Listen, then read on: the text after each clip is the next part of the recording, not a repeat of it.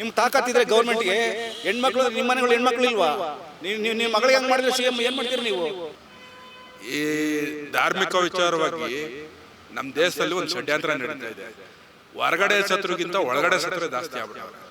ಅದರಲ್ಲಿ ಸರ್ಕಾರಗಳು ಏನಕ್ಕಿದ್ದಾರೆ ಸರ್ಕಾರಗಳು? ಹೋಮ್ ಮಿನಿಸ್ಟರ್ ಆಗಲಿ, ಸಿ ಎಂ ಆಗಲಿ, ಇವರೆಲ್ಲ ಏನು ಅದನ್ನ ಯಾಕೆ ವೆರಿಫೈ ಮಾಡೋದಿಲ್ಲ? ಇವ್ರನ್ನ ಕಂಡವ್ರ ಮೇಲೆ ಯಾರನ್ನ ಕರ್ಕೊಂಡ್ಬರ್ತಾರೆ, ಯಾರನ್ನ ಸಾಕ್ಷಿಗಳು ಹೇಳ್ತಾರೆ, ಅವ್ನ ಅಲ್ಲಿ ಹಾಕಿದೆ ಬುಡೆ, ಇಲ್ಲಿ ಹಾಕಿದೆ ಬುಡೆ, ಎಲ್ಲ ಬರೀ ಇವರೇ ಬುಡೆ. ಏನು ಅಲ್ಲೊಂದು ಇಲ್ಲಿ ಸೋತಿದ್ರು ಆಟೋಮೆಟಿಕ್ ಆಗಿ ಗೊತ್ತಾಗುತ್ತೆ. ಅಂಥದ್ರಲ್ಲಿ ಎಷ್ಟು ರಾಶಿ ಹೆಣಗಳು ಓದ್ತಿದ್ದೀನಿ ಅಂದ್ರೆ ಅದು ಯಾರು ನಂಬ ಮಾತು ಅಟ್ಲೀಸ್ಟ್ ಒಂದ್ ಹೆಣ ಸಿಗ್ಬೇಕು ತಾನೆ. ಹೋಮ್ ಮಿನಿಸ್ಟರ್ ಅದನ್ನ ಬಿಡ್ರಿ, ಅವನ ಸುಳ್ಳು ಹೇಳ್ತಾವನೆ ಅಂತ ಪರಮೇಶ್ವರ್ ಹೇಳ್ತಾರೆ. ಸಿ ಎಂ ಅದ್ರ ಬಗ್ಗೆ ಕೇರೆ ತಗೊಳ್ಳೋದಿಲ್ಲ. ಅದೇನೋ ಆಯ್ತು, ಮುಚ್ಚಾಕ್ರಿ ಬಿಟ್ಟಾಕ್ರಿ ಸಿಕ್ಕಿದೆ ಅಂತ ಹೇಳಿದ್ರು, ಅದ್ರಲ್ಲೂ ಕೂಡ ಅದು ಗಂಡದಂತ. ಅಮ್ಮ, ಒಂದು ನದಿ ಅಂದ್ಮೇಲೆ ಕಾಮನ್ ಆಗಿ ಕಾಲ್ ಜಾರಿ ಎಷ್ಟೋ ಜನ ಸಾಯ್ತಾ ಇರ್ತಾರೆ. ಇದೆಲ್ಲ ಮಾಡ್ತಿರೋದು ಬಹಳ ಜನಗಳಿಗೆ. ಅಲ್ಲಿ ಎಷ್ಟು ಲಕ್ಷಾಂತರ ಜನ ಧರ್ಮಸ್ಥಳಕ್ಕೆ ಹೋಗ್ತಾರೆ. ಅವ್ರಿಗೆಲ್ಲ ಏನು ಅನ್ಸಲ್ಲ ಮನಸ್ಸುಗಳು? ಹೇಳಿ ನೋಡೋಣ.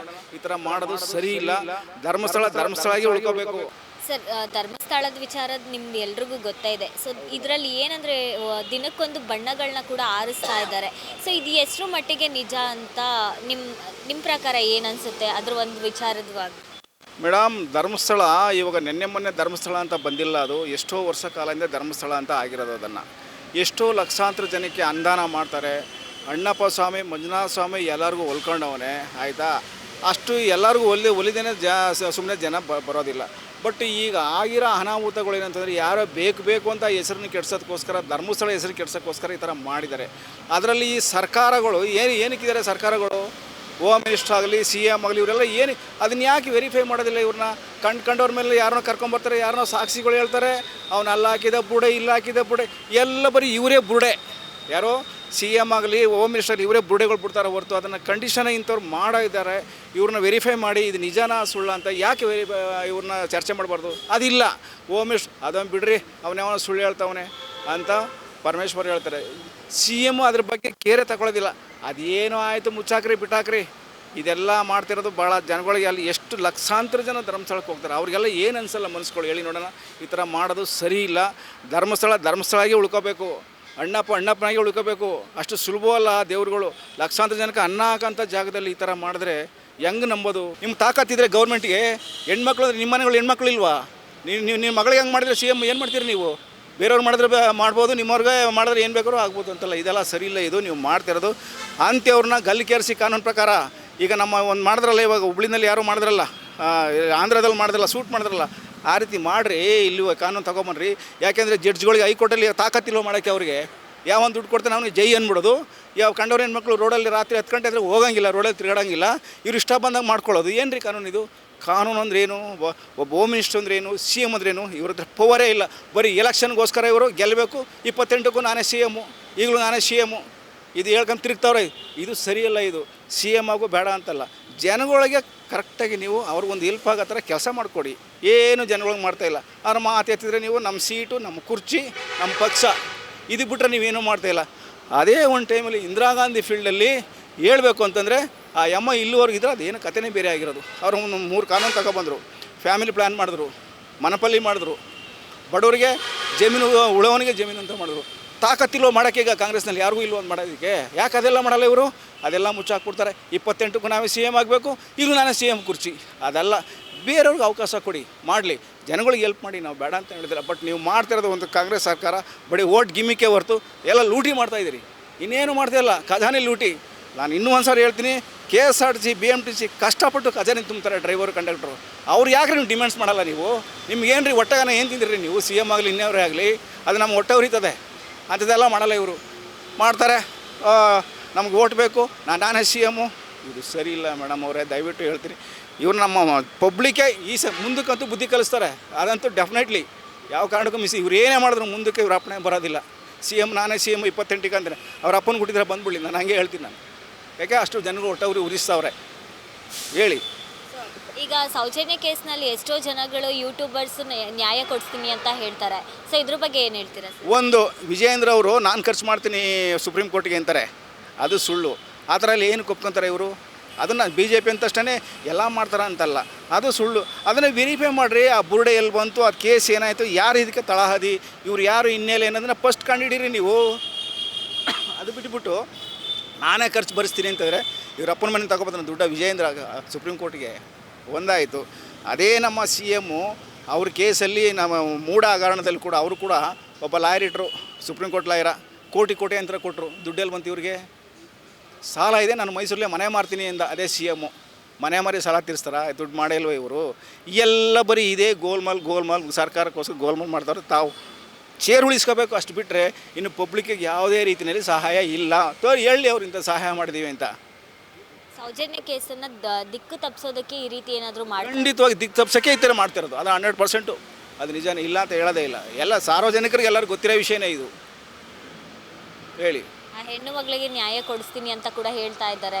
ಸೊ ಏನು ಸರ್ ನಿಮ್ಮ ಪ್ರಕಾರ ಏನು ನ್ಯಾಯ ಸಿಗುತ್ತಾ ಹೆಣ್ಣು? ಮೇಡಮ್, ಹೆಣ್ಮಕ್ಳಿಗೆ ಅದು ನ್ಯಾಯ ಕೊಡಿಸ್ಬೇಕು. ಯಾಕಂದ್ರೆ ನಮಗೂ ಅಕ್ಕ ತಂಗಿಯರಿದ್ದಾರೆ. ಒಬ್ಬರಿಗೆ ಇದು ಯಾರಿಗಾದ್ರೂ ಒಬ್ರಿಗೆ ನೇಣು ಹಾಕಿ ಮಾಡಿದ್ರೆ ನ್ಯಾಯ ಸಿಕ್ಕುತ್ತೆ. ಇವ್ರು ಏನೂ ಇಲ್ಲ, ಒಳಗಡೆ ಯಾರು ಕೊಡ್ತಾರೆ ಮಿಚ್ಚ ಕೊಡ್ತಾರೋ. ಪರಮೇಶ್ವರ್ ಹೋಮ್ ಮಿನಿಸ್ಟರ್ಗೆ ಲಾಯಕ್ಕಲ್ಲ. ಏನೇ ಒಂದು ಗಲಾಟೆ ಆಗಲಿ ಬಿಡ್ರಿ, ಅದನ್ನು ಸಿಂಪಲ್ಲು, ಅದು ನೋಡ್ಕೊಳ್ಳೋಣ ಅಂತಾರೆ ಹೊರ್ತು ಅದನ್ನು ಮಾಡಿ ಇಂಥವ್ರು ಮಾಡವ್ರೆ ಇಂಥವ್ರು ಶಿಕ್ಷೆ ಕೊಡ್ಸೋಣ ಅನ್ನೊಂದು ಹೋಮ್ ಮಿನಿಸ್ಟ್ರಿಗೂ ಇಲ್ಲ, ಸಿ ಎಮ್ಗೂ ಇಲ್ಲ. ಸರ್ಕಾರ ಅವ್ರಿಗೆ ಗಟ್ಟಿ ಉಳ್ಕೋಬೇಕು, ಕಾಂಗ್ರೆಸ್ ಸೀಟ್ ಉಳ್ಕೊಬೇಕು. ಅಷ್ಟು ಬಿಟ್ಟರೆ ಯಾವ ಹೆಣ್ಮಕ್ಳಿಗೂ ಇಲ್ಲಿ ಏನೂ ಇಲ್ಲ, ಆಗ್ತಾಯಿಲ್ಲ. ಸೌಜನ್ಯ ಒಂದೇ ಹೆಣ್ಣು ಮಗು ಅಲ್ಲ ಸರ್ ಅತ್ಯಾಚಾರ ಆಗಿರೋದು. ರಾಜ್ಯದಲ್ಲಿ ಎಷ್ಟೋ ಮಹಿಳೆಯರಿಗೆ ಈ ರೀತಿ ಅತ್ಯಾಚಾರ ಆಗ್ತಾ ಇದೆ. ಸೊ ಈ ಒಂದು ಯಾವ ರೀತಿ ಸರ್ಕಾರ ನಿರ್ಧಾರ ತಗೊಳ್ಬೇಕು ಅನ್ನುವಂಥದ್ದು ನೋಡಿ. ಇನ್ಮೇಲೆ ಆಗಲಿ ಹೆಣ್ಮಕ್ಳು ರಾತ್ರಿ ಹೊತ್ತು ರಾತ್ರಿ ತಿರ್ಗಾಡಬೇಕು ರೋಡಲ್ಲಿ, ಯಾವುದೇ ಭಯ ಇರಬಾರ್ದು. ರಾತ್ರಿ ನೈಟ್ ಕೆಲಸ ಮಾಡ್ಕೊಂಬರ್ತಾರೆ, ಪಕ್ಕ ಗಂಡು ಮಕ್ಕಳು ದುಡ್ಕೊಂಬರ್ತಾರೆ. ರಾತ್ರಿ 12 ಗಂಟೆಗೆ 1 ಗಂಟೆಗೆ ಬರ್ತಾರೆ. ಇವರಿಗೆಲ್ಲ ಏನು ಭಯ ಸಿಕ್ಕಾಬಟ್ಟೆ ಪಾಪ. 10 ಗಂಟೆ ಆದಮೇಲೆ ರೋಡಲ್ಲಿ ತಿರ್ಗಾಡೋಕ್ಕೆ ಆಗಲ್ಲ. ಇದನ್ನು ಯಾಕೆ ಗೌರ್ಮೆಂಟ್ ಯಾಕೆ ಇದನ್ನು ಬಂದೋಬಸ್ತ್ ಮಾಡಬಾರ್ದು? ಇವ್ರ ಜ್ಞಾನ ಇಲ್ವಾ? ಇವ್ರ ತಲೆ ಇಲ್ವಾ? ಸರ್ಕಾರ ಇಲ್ವಾ? ಇವರು ಹೋಮ್ ಮಿನಿಸ್ಟರ್ ಅಲ್ವಾ? ಇವ್ರ ಸರ್ಕಾರ ಇವರು ಅಂದಮೇಲೆ ಹೆಣ್ಮಕ್ಳು ಸೇಫ್ಟಿ ಇಲ್ಲ ಅಂದಮೇಲೆ ಇನ್ನೇನು ಮಾಡ್ತಾರೆ ಇವರು? ಯಾರಿಗಾನು ಒಂದಿಬ್ರು ಗಲ್ ಶಿಕ್ಷೆ ಕೊಡ್ರಿ, ಅವ್ರನ್ನ ಏನು ಮಾಡಬೇಡಿ, ಏರ್ತಮ್ಮ ಮಾಡ್ರಿ, ಅವ್ರು ಬಿಸಾಕ್ರಿ ಅವ್ರಿಗೆ. ಆಮೇಲೆ ಜನ ಬುದ್ಧಿ ಕಲ್ತ್ಕೋತಾರೆ. ಅದನ್ನು ಮಾಡೋದಿಲ್ಲ. ಯಾವನ ಹೈ ಲೆವೆಲ್ ಫೋನ್ ಮಾಡಿಬಿಟ್ಟ, ನಮ್ಮ ಹುಡುಗರೇ ಅದನ್ನ ಹಂಗೆ ಬಿಟ್ಬಿಡಿ, ಅದು ಸಿ ಆರ್ ಹಾಕ್ಬಿಡಿ. ಹಿಂಗೆ ಮಾತಾಡಿದ್ರೆ ಹೆಣ್ಮಕ್ಳು ತಿರ್ಗಾಡೋದಂಗೆ ರೋಡಲ್ಲಿ. ಇವ್ರ ಅಕ್ಕ ತಂಗಿರಿಲ್ವಾ? ಇವ್ರ ಹೆಣ್ಮಕ್ಳು ಕಾರು ಜಬ್ಬು ಅಂತ ಹೋಗ್ತಾರೆ 50 ಲಕ್ಷ 1 ಕೋಟಿ ಕಾರಲ್ಲಿ. ಬಡವ್ರ ಮಕ್ಳು ಹೆಂಗೆ ಕೊಡಬೇಕು? ಬಡವ್ರ ಮಕ್ಳು ದುಡ್ಕೊಂಬರ್ತಾರೆ ಹೋಗಿ ರಾತ್ರಿ ಹೊತ್ತು. ಸೆಕೆಂಡ್ ಶಿಫ್ಟ್ ಮಾಡ್ಕೊಂಬರ್ತಾರೆ, ಫಸ್ಟ್ ಶಿಫ್ಟ್ ಮಾಡ್ಕೊಂಬರ್ತಾರೆ, ನೈಟ್ ಮಾಡ್ಕೊಂಬರ್ತಾರೆ. ಅವ್ರಿಗೆ ಸೇಫ್ಟಿ ಇಲ್ಲ. ಇನ್ನೇನು ಕಾನೂನು ಮಾಡೋದು ನೀವು ಇಲ್ಲಿ? ಸರ್ಕಾರ ಇನ್ನೇನು ರೀ ಮಾಡ್ತೀರಿ ನೀವು? ಸರ್ ಒಂದು ಕಡೆ ಸರ್ಕಾರನೂ ಒಳ್ಳೆ ಕೆಲಸ ಮಾಡ್ತಾ ಇದೆಯಲ್ಲ ಸರ್. ಈಗ ಪ್ರಜ್ವಲ್ ರೇವಣ್ಣ ಕೇಸಲ್ಲೇ ನೋಡಿರ್ಬೋದು ನೀವು.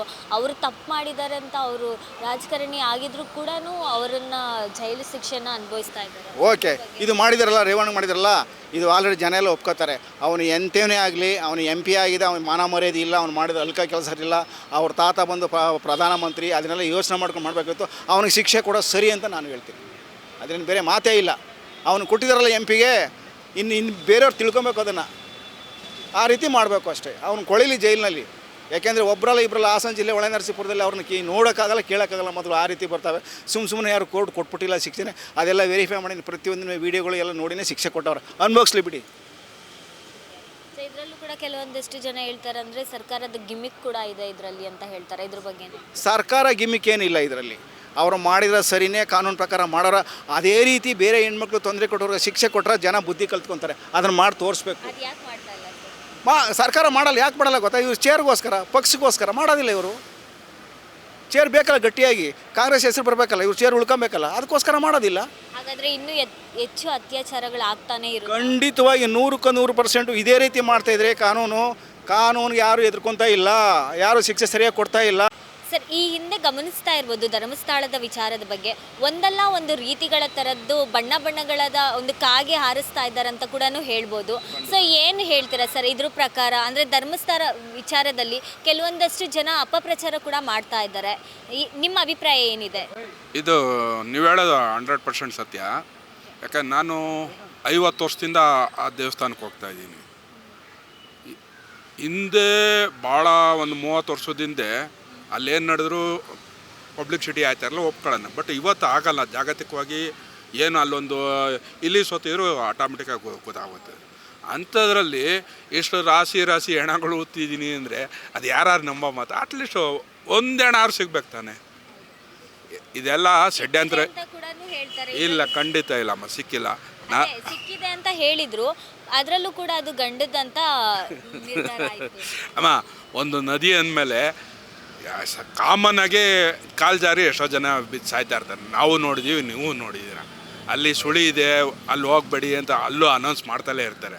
ಅಂಥದ್ರಲ್ಲಿ ಸಿಕ್ಕಿರೋ ಜನ ಅವು ಎಷ್ಟೋ ಜನ ತರೋದಿಲ್ಲ ಅಂತ ಅಲ್ಲೇ ದಪ್ಪನ್ ಮಾಡಿರ್ತಾರೆ. ಅದಕ್ಕೆ ಅದನ್ನೂ ರೇಪ್ ಮಾಡಿ ಹಾಕ್ಬಿಟ್ಟವ್ರೆ ಅಂದರೆ ಅದು ತಪ್ಪದು.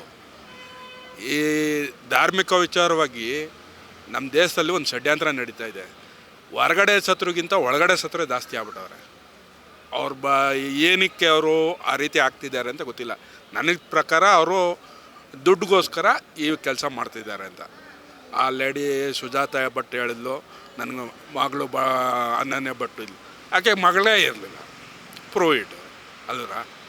ತಿಮ್ರೋಡಿ ಆಲ್ರೆಡಿ ಅವನು ಮುಸ್ಲಿಂ ಕನ್ವರ್ಟ್ ಆಗಿದ್ದಾನೆ. ಸುಜಾತ ಭಟ್ ಹೇಳಿದ್ರು ಅಂತ ಹೇಳಿದ್ರಲ್ಲ, ಈಗ ಅವರು ಮತ್ತೆ ರಿವರ್ಸ್ ಆಗ್ತಾ ಇದ್ದಾರೆ. ಒಂದೊಂದು ದಿನಕ್ಕೂ ಒಂದೊಂದು ಹೇಳ್ತಾ ಇದ್ದಾರೆ. ಅವಾಗ ನಮ್ಮ ಮಗಳು ಅಂತ ಹೇಳಿದ್ರು, ಈಗ ಇಲ್ಲ ಇವರೇ ನನಗೆ ಹೇಳ್ಕೊಟ್ಟು ಮಾಡಿಸಿದ್ದಾರೆ ಅಂತ ಹೇಳಿದ್ರು. ಖಂಡಿತಮ್ಮ ಅವರು ಹೇಳ್ಕೊಟ್ಟಾವ. ಅದು ಕೇಳ್ಬಿಟ್ಟೆ ಅಮ್ಮ ಹೇಳಿರೋದು, ಅದು ಸತ್ಯ ಒಪ್ಕೊಳ್ಳೋಣ. ಬಟ್ ಈ ತಿಮ್ರೋಡಿ ಈ ಗಿರೀಶ್ ಮಠಣ್ಣ ಯಾರಮ್ಮ, ಒಂದು ಕಾಲದಲ್ಲಿ LH ಬಾಂಬ್ ಬಿಟ್ಟಂತವನು, ಒಪ್ಕೊಂತೀರಾ? ಅಂಥವನ್ನ ಫಸ್ಟ್ ಅವತ್ತೇ ಚೂಟ್ ಹಾಕಿದ್ರೆ ಆತನ ಇವತ್ತು ಈ ಸ್ಥಿತಿ ಇರ್ತಾ ಇರಲಿಲ್ಲ. ಬೆಳೆಯಕ್ಕೆ ಬಿಡೋದೇ ನಮ್ಮವರು. ಅವ್ನ LH ಬಾಂಬ್ ಬಿಟ್ಟಾಗಲೇ ಅವ್ನು ಟೆರೆಸ್ಟ್ ಆಕ್ಟಲ್ಲಿ ಹಾಕಿ ಗುಂಡಿ ಕುಂದಿದ್ರೆ ಇನ್ನೊಬ್ಬ ನೋಡಿ ಭಯ ಬೀಳೋನು. ಇವತ್ತು ಈ ಮಟ್ಟಕ್ಕೆ ಲೈವಲ್ಲಿ ನಿಂತ್ಕೊಂಡು ನಾನು ಗಂಡಸು ಅದು ಇದು ಅಂತ ಮಾತಾಡೋ ಅವಶ್ಯಕತೆನೇ ಇರ್ತಾ ಇರಲಿಲ್ಲ ಅವನಲ್ಲಿ. ಆ ಭಯ ಅನ್ನೋದು ನಮ್ಮ ದೇಶದಲ್ಲಿ ತರಬೇಕು ಕಾನೂನುಗಳು. ಈಗ SIT ತನಿಖೆ ಕೂಡ ಮಾಡಿದ್ರು, ಇದ್ರ ಬಗ್ಗೆ ಏನು ಹೇಳ್ತೀರಾ ಸರ್? ಅಧಿಕಾರಿಗಳು ತನಿಖೆಗಳನ್ನ ಮಾಡೋದು ಒಪ್ಪಿಗೆ, ನಮ್ಮದೇನು ಅಭ್ಯಂತರ ಏನಿಲ್ಲ. ಆದರೆ ಸರ್ಕಾರದ ಮಾತನ್ನ ಕೇಳಬಾರ್ದು ಅನ್ನೋದು ನನ್ನ ಇದು. ಯಾಕೆ ಸರ್? ಸರ್ಕಾರ ಹೇಳಿದ್ರೆ ತಾನೇ ಈಗ ಎಲ್ಲದ ಮುಂದೂಡಿಯಕ್ಕಾಗೋದು. ಸರ್ಕಾರ ಇಂಥ ತನಿಖೆ ಈ ರೀತಿ ಮಾಡಿ ಅಂತ ಸರ್ಕಾರ ಹೇಳ್ಬಾರ್ದು. ಅವ್ನು ವಾಲಂಟಿಯರ್ ಕೊಟ್ಟ ಮೇಲೆ ಕೊಟ್ಬಿಡ್ಬೇಕು. ತಿರ್ಗಾ ಅವನಿಗೆ ಫೋನ್ ಹಾಕಿ ನೋಡೋ ಇನ್ನೊಂದು ದಿನ ನೋಡೋ ಇವೆಲ್ಲ ಹೇಳ್ಬಾರ್ದು. ಯಾಕೆಂದರೆ ಅಧಿಕಾರಿಗೆ ಫ್ರೀಡಮ್ ಕೊಟ್ಟರೆ ಅವ್ನು ಮಾಡ್ತಾನೆ. ಅವನು ಒಬ್ಬ CBI ಆದರೂ ಸರಿ, NIA ಆದರೂ ಸರಿ, SIT ಆದರೂ ಸರಿ, ಅವ್ನು ಫ್ರೀಡಮ್ ಕೊಡಬೇಕು. ಫ್ರೀಡಮ್ ಕೊಡಲಿಲ್ಲ ಅಂದಾಗ ಪಾಲಿಟಿಕ್ಸ್ ಇನ್ವಾಲ್ವ್ಮೆಂಟ್ ಆಗಿ, ನಾನು ಫಸ್ಟ್ ಆಫ್ ಆಲು ಧರ್ಮಸ್ಥಳ ಅಂತಲ್ಲ, ಧಾರ್ಮಿಕ ಕೇಂದ್ರಗಳಿಗೆ ರಾಜಕಾರಣಿಗಳನ್ನೇ ಸೇರಿಸ್ಬಾರ್ದು. ಇವರಿಂದನೇ ಹೊಲಸಾಗ್ತಾ ಇರೋದು. ನಿಮ್ಮ ಪ್ರಕಾರ ಎಲ್ಲೋ ಒಂದು ಕಡೆ ಸರ್ಕಾರನೇ ದಿಕ್ಕು ತಪ್ಪಿಸ್ತಾ ಇದೆ ಅಂತ ಖಂಡಿತಮ್ಮ, ಖಂಡಿತ. ಹೇಗೆ ಹೇಳ್ತೀರಾ ಸರ್ ದಿಕ್ಕು ತಪ್ಪಿಸ್ತಾ ಇದೆ ಅಂತ? ಯಾಕೆ ತಪ್ಪಿಸ್ತಾ ಇದೆ ಅಂದರೆ, ಅವರು ನೋಡಿ, ಒಂದು ಓಲೈಕೆ ಅವನು ಒಂದು ಜನಾಂಗದ ಪರವಾಗಿ. ಈಗ ಇದು ನಮ್ಮ ಚಾಮುಂಡಿ ಬೆಟ್ಟ ತಾಳೆ DK ಶಿವಕುಮಾರ್ ಹೇಳ್ತಾನೆ ಹಿಂದೂಗಳು ಸ್ವತ್ತು ಅಲ್ಲ ಅಂತ. ಶತಮಾನಗಳಿಂದ ನಮ್ಮ ಆಚರಣೆಯಲ್ಲಿರ್ತಕ್ಕಂಥ ಪದ್ಧತಿಗಳನ್ನ ಇವರು ಇಷ್ಟಕ್ಕೋಸ್ಕರ ಓಟಿನ ಇದಕ್ಕೋ ಇನ್ನೊಂದಕ್ಕೋ ಮದುಗಂದಕ್ಕೋ ಅನ್ಯ ಧರ್ಮೀನ ಕರ್ಕೊಂಬಂದು ಚಾಮುಂಡಿಗೆ ಹೂವು ಹಾಕ್ಸ್ತೀಯ ಅಂದರೆ ಅದ್ರಲ್ಲಿ ಏನಿದೆ? ಕೆಲವೊಂದಷ್ಟು ಜನನೇ ಹೇಳ್ತಾರಲ್ವಾ ಸರ್, ಅದು ತಪ್ಪೇನಿದೆ? ಮಹಿಳೆ ಅಲ್ವಾ ಅವರು ಕೂಡ. ಮಹಿಳೆ ನಮ್ಮಲ್ಲಿ ಇಲ್ವಮ್ಮ? ನಮ್ಮಲ್ಲಿ ಮಹಿಳೆ ಇಲ್ವಾ? ಸಾಧನೆ ಮಾಡಿರೋ ಮಹಿಳೆ ಇಲ್ವಾ? ಇವರು ಪ್ರಶಸ್ತಿ ಪಡೆದಿರುವಂತಹ ನಮ್ಮಲ್ಲಿ ಇಲ್ವೇನಮ್ಮ? ಅವ್ರಿಗೂ ಹೇಳಿ. ಇನ್ನು ಮಹಿಳೆ ಕೈಲೇ ಮಾಡಿಸ್ಬೇಕು ಅಂದರೆ ನಮ್ಮಲ್ಲೇ ಸಾಧನೆ ಮಾಡಿರೋ ಮಹಿಳೆ ಎಷ್ಟು ಜನ ಇಲ್ಲ ಅಲ್ವರ? ಕರ್ಕೊಂಬಂದು ಮಾಡಿಸಿ. ದ್ರೌಪದಿ ಮುರ್ಮು ರಾಷ್ಟ್ರಪತಿ ಇದ್ದಾರೆ, ಅವ್ರನ್ನೇ ಕರ್ಕೊಂಬಂದು ಮಾಡಿಸಿ. ನಾವೇನು ಬೇಡ ಅಂತ ಹೇಳ್ತಾ ಇಲ್ವಲ್ಲ. ನಾವು ಹೆಣ್ಣು ಅಂತ ಶೋಷಣೆ ಮಾಡ್ತಾ ಇಲ್ಲ, ಧರ್ಮನ ಶೋಷಣೆ ಮಾಡ್ತಾಯಿದ್ದೀವಿ. ಅವನು ಹೇಳ್ತಾನೆ, ನಿಮ್ಮ TV ಚಾನೆಲ್ಗಳಲ್ಲೇ ಮಾತಾಡ್ತಾನೆ, ಮುಸ್ಲಿಂ ಒಬ್ಬ ನಮ್ಮ ಸರಿಯಾಗಿ ಬದ್ಧವಾಗಿದ್ದರೆ ನಾವು ಸರ್ಕಾರಕ್ಕೆ ಹೊರ ಕೊಡ್ತೀವಿ, ಇಲ್ಲ ಕೊಡೋದೇ ಇಲ್ಲ ಅಂತ ನೇರವಾಗಿ ಹೇಳ್ತಾರೆ. ಹಾಗಾದ್ರೆ ನಮ್ಮ ಧರ್ಮ ಅಲ್ವಾ ಅದು? ಹೇಳಿ. ನಾವು ಅವಳು ಹೆಣ್ಣು ಅಂತ ನಾವು ನೋಡ್ತಾ ಇಲ್ಲ ಆಕೆನ. ಆಕೆ ಈಗ ನಮ್ಮ ಕನ್ನಡ ಬಗ್ಗೆ ಭಾಳ ಕೇಳಾಗಿ ಮಾತಾಡಿದೆ. ಅರ್ಶಿನ ಕುಂಕುಮ ಈಗ ನೀವು ಕಂಡಿರೋ ನಾವು ದೂರ ಇಡ್ತೀವಿ ಆ ಕನ್ನಡದಿಂದ. ಹೇಳಿ, ಹಾಗಾದ್ರೆ ಅರ್ಶಿನ ಕುಂಕುಮ ನಮಗೆ ಕೀಳೋದು? ಹೇಳಿ ಅಮ್ಮ. ಸನಾತನಿಗೆ ಅದೊಂದು ಗೌರವಮ್ಮ ಅದು. ಅಂಥದನ್ನ ಅಮ್ಮ ಕೀಳಾಗಿ ಮಾತಾಡ್ತಿದ್ದಾರೆ ಅಂದರೆ ಅವ್ರಿಗೆ ಅವ್ರ ಧರ್ಮ ಅವ್ರಿಗೆ ಹೆಚ್ಚಿರ್ಬೋದು. ನಾನು ಅವ್ರ ಧರ್ಮನ ಪ್ರಶ್ನೆ ಮಾಡಲ್ಲ. ನನ್ನ ಧರ್ಮನ ನೀವು ಯಾಕೆ ಇದು ಮಾಡ್ತೀರಾ ಅಲ್ವರ? ಈ ಸರ್ಕಾರ ತನ್ನ ಸ್ವಾರ್ಥಕ್ಕೆ ತಾನೇ ಜನನ ಬಲಿ ಕೊಡ್ತಾ ಇರೋದು. ಹಿಂದೆ ಒಂದು ಹಳ್ಳಿ ಅಂದರೆ 4 ಮನೆ ಮುಸ್ಲಿಮ್ ಇರೋದು, ಇನ್ನೆಲ್ಲ ನಮ್ಮವ್ರು ಇರೋದು. ಆದರೆ 4 ಜನ ಮುಸ್ಲಿಮು ಒಂದುಗೂಡ್ಕೊಂಡು ಹೋಗ್ತಾಯಿದ್ರು. ಇವತ್ತು ಪರಿಸ್ಥಿತಿ ಆ ಥರ ಇಲ್ಲ. ಯಾಕೆಂದರೆ ಇವ್ರುಗಳು ರಾಜಕಾರಣಿ ತಮ್ಮ ಸ್ವಾರ್ಥಕ್ಕೋಸ್ಕರ ಅವ್ರನ್ನ ಬಲಿ ಕೊಟ್ಟಿದ್ದಾರೆ. ಈಗ ಧರ್ಮಸ್ಥಳ ವಿಚಾರಕ್ಕೆ ಬಂದರೆ ಅಲ್ಲಿ ನಡೀತಾ ಇರುವಂತಹ ರಹಸ್ಯ ಏನಿದೆ ಅಂತ? ಅಲ್ಲಿ ಏನೂ ರಹಸ್ಯ ಇಲ್ಲಮ್ಮ, ಎಲ್ಲ ಓಪನ್ ಇದೆ. ಬರೋ ಆದಾಯನೂ ಅವರು ಲೆಕ್ಕ ಕೊಡ್ತಿದ್ದಾರೆ. ಆಮೇಲೆ ಒಬ್ಬ 79 ವರ್ಷ ಮುದುಕನಿಗೆ ಒಂದು ಹುಡುಗಿ ಕೆಡಿಸ್ಬೇಕು ಅನ್ನೋ ಅವಶ್ಯಕತೆ ಇಲ್ಲ. ಆತನಿಗೆ ನಿಜವಾಗ್ಲೂ ಆ ಥರ ವೈಯಕ್ತಿಕವಾಗಿದ್ದರೆ ಅವ್ನಿಗೆ ಎಂತೆಂಥ ಸೆಲೆಬ್ರಿಟಿಗೆ ಬೇಕಾದ್ರೆ ಯಾರು ಸರ್, ಯಾರ ಬಗ್ಗೆ ಹೇಳ್ತಾ ಇದ್ದೀರಾ? ಹೆಗ್ಡೆಯವ್ರ ಬಗ್ಗೆ, ಹೆಗ್ಡೆಯವ್ರ ಬಗ್ಗೆ ತಾನೇ ಟಾರ್ಗೆಟ್ ಮಾಡ್ತಿದ್ದಾರೆ. ನಾನು ಹೆಗ್ಡೆಯವ್ರ ಬಗ್ಗೆ ಹೇಳ್ತೀನಿ, ಪೂಜ್ಯರ ಬಗ್ಗೆ. ಆದರೆ ಅದು ಮಾಡಬಾರ್ದು. ಇದ್ದಾರೆ ಈಗ ಕಾಮುಕರು ಇಲ್ಲ ಅಂತ ನಾನು ಹೇಳೋದಿಲ್ಲ, ಪ್ಲಸ್ ಆರ್ ಮೈನಸ್ ಇದ್ದೇ ಇರ್ತದೆ. ಆದರೆ ಅವರಲ್ಲಿ ನಾನು ಆ ಸ್ಥಿತಿ ನೋಡಿಲ್ಲ. ನಾವು ಎಷ್ಟೋ ಸಲ ಇವಾಗ ಅವ್ರ ಕಾಲು ಹುಟ್ಟು ಬಂದಿದ್ದೀವಿ. ಇವತ್ತು ಅವ್ರನ್ನ ಆ ಥರದಲ್ಲಿ ನೋಡಬೇಕು ಅಂದ್ರೆ ನಮಗೂ ನೋವಾಯ್ತದೆ ಅಲ್ವರ. ಹೇಳಿದ್ನ ಅಟ್ಲೀಸ್ಟು ನಮಗೆಲ್ಲ 1% ಹೌದ್ರಿ ಅವ್ರ ದರ್ಪ ಇತ್ತು ಅದೈತೆ ಅಂದರೆ ನಾವು ಒಪ್ಕೊಬೋದು ಅಲ್ವರ. ಹಾಗಾದ್ರೆ ಧರ್ಮಸ್ಥಳಕ್ಕೆ ಧಕ್ಕೆ ತರುವಂತಹ ಕೆಲಸ ಮಾಡ್ತಾ ಇದ್ದಾರೆ, ಒಂದು ಕಳಂಕ ಏನಾದರೂ ತರಬೇಕು? ಖಂಡಿತಮ್ಮ. ಇದು ಒಂದು ದೊಡ್ಡ ಹುನ್ನಾರ ನಡೀತಾ ಇದೆ.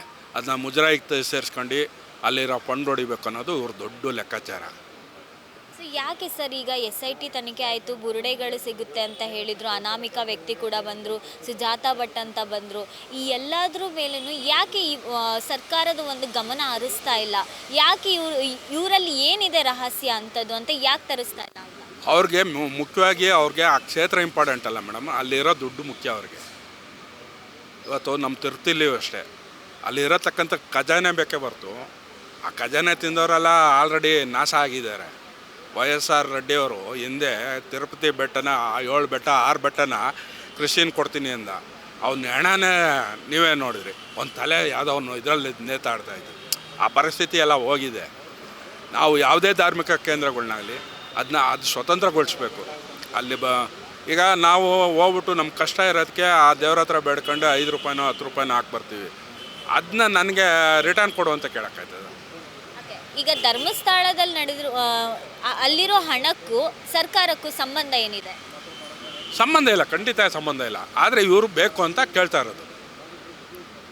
ಏನು ಧರ್ಮಸ್ಥಳ? ಹೌದು, ಫಂಡಿಂಗು ಮುಜರಾಯಿಗೆ ಬರಬೇಕು ಅಂತ. ಇದು ಇಂಟೆನ್ಷನ್ ಅವ್ರದ್ದು. ಮೊದಲು ಭಾಳ ಹಿಂದೆ ಇಂದಿರಾ ಗಾಂಧಿ ಕೈಯಲ್ಲೂ ಒಂದು ಸಲ ಹಾಕಿದ್ರು. ಆವಾಗ ಸಂಸ್ಥೆ ಅವರು 3 ದಿನ ನಡ್ಸೋಕ್ಕಾಗಲಿಲ್ಲ. ಅವಾಗ ರಿಟರ್ನ್ ಕೊಟ್ಟು ತಪ್ಪಾಯಿತು ಅಂತ ಕೇಳಿದರು ಅವರು ಇಂದಿರಾ ಗಾಂಧಿ. ಬಟ್ ಇವತ್ತು ತಿರ್ಗಾ ಇವ್ರುಗಳು ಈಗ ಇನ್ನ ರೀತಿಲಿ ಏನೇನೋ ಪಿತೂರಿ ನಡೆಸ್ತಿದ್ದಾರೆ. ಬಟ್ ಅದು ನಿಲ್ಲಲ್ಲ. ಸತ್ಯ ಯಾವತ್ತಿರೋ ಹೊರಗಡೆ ಸತ್ಯನೇ. ಈಗ ಸೌಜನ್ಯ ಕೇಸ್ ಬಂದರೆ ಸೊ ಇದ್ರ ಬಗ್ಗೆ ಏನು ಹೇಳೋಕ್ಕೆ ಇಷ್ಟಪಡ್ತೀನಿ? ಅಮ್ಮ, ಅದು ನಿಜ ನಡೆದಿದ್ರೆ ನಾನು ಹೆಣ್ಮಗಳು ಪರವಾಗಿ ನಿಂತ್ಕೊತೀನಿ. ಯಾಕೆಂದರೆ ಯಾರೇ ಆಗಲಿ ಹೆಣ್ಮಕ್ಳು ನನಗೂ ಮಗಳಿದ್ದಾಳೆ, ನಾವು ಅದ್ರ ಬಗ್ಗೆ ಮಾತಾಡೋದಿಲ್ಲ. ಅದೇನಿದ್ರೆ ತನಿಖೆ ಮಾಡಿ.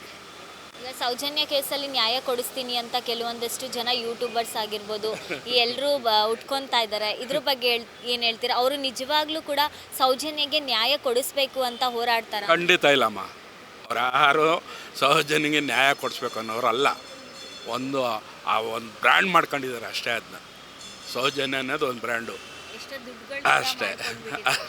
ಅದು ಬಿಟ್ಬಿಟ್ಟು ನಿಜವಾಗ್ಲೂ ಆ ಹುಡುಗಿಗೆ ನ್ಯಾಯ ಕೊಡಿಸ್ಬೇಕು, ನಾನು ನಿಜವಾಗ್ಲೂ ಇದು ಮಾಡಿದ್ದೀನಿ ಅನ್ನೋದು ಅವರಲ್ಲಿ ಸುಳ್ಳು. ಅದು ಈಗ ಜನರು ಕೂಡ ನಂಬಿಟ್ಟಿರ್ತಾರೆ ಸರ್. ಈಗ ಸಮೀರ್ MD ಅವರು ನೀವು ನೋಡ್ತಾ ಇರ್ಬೋದು, ಅವ್ರನ್ನೂ ಕೂಡ ಎಷ್ಟೋ ಜನಗಳು ಅವ್ರನ್ನ ಗಮನ ಸೆಳೆದು ಬಿಟ್ಟಿದ್ರು.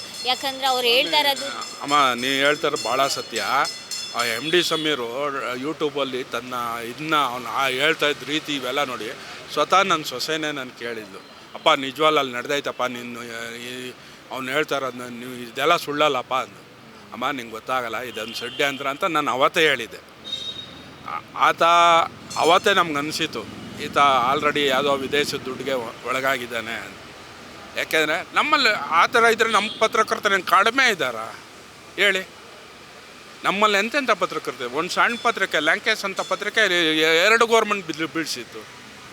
ಅಂಥ ಪತ್ರಕರ್ತರು ಇದ್ದಾರೆ ನಮ್ಮಲ್ಲಿ. ಅವನ ಯಾರೋ ಒಬ್ಬ ಸ್ವಾಮಿ, ಅವನಿಗೆ ಅವ್ನು ಹಿನ್ನೆಲೆ ಹುಡುಕಿದ್ರೆ ಅವನಲ್ಲಿ ಒಂದು ಒಳ್ಳೆ ಚರಿತ್ರೆ ಇರೋದಿಲ್ಲ ಅಲ್ವರ. ಈಗ ಧರ್ಮಸ್ಥಳ ಕ್ಷೇತ್ರದಲ್ಲಿ ನಿಜವಾಗ್ಲೂ ಈ ರೀತಿ ಅತ್ಯಾಚಾರ ಆಗಿದೆ ಅಂತ ನೀವು ನಂಬ್ತೀರಾ? ಖಂಡಿತ ಇಲ್ಲಮ್ಮ, ಖಂಡಿತ ನಂಬಲ್ಲ. ಯಾಕೆಂದರೆ ಕ್ಷೇತ್ರದಲ್ಲಿ ಅಲ್ಲೆಲ್ಲೂ ಮುಚ್ಚುಮರೆ ಏನು ಜಾಗಗಳಿಲ್ಲ, ಓಪನ್ ಅಪ್ ಆಗಿರ್ತದೆ. ಎಲ್ಲ ಪ್ರತ್ಯಕ್ಷದರ್ಶಿಗಳು ಎಲ್ಲ ಕಡೆ ಓಡಾಡ್ತಾ ಇರ್ತಾರೆ.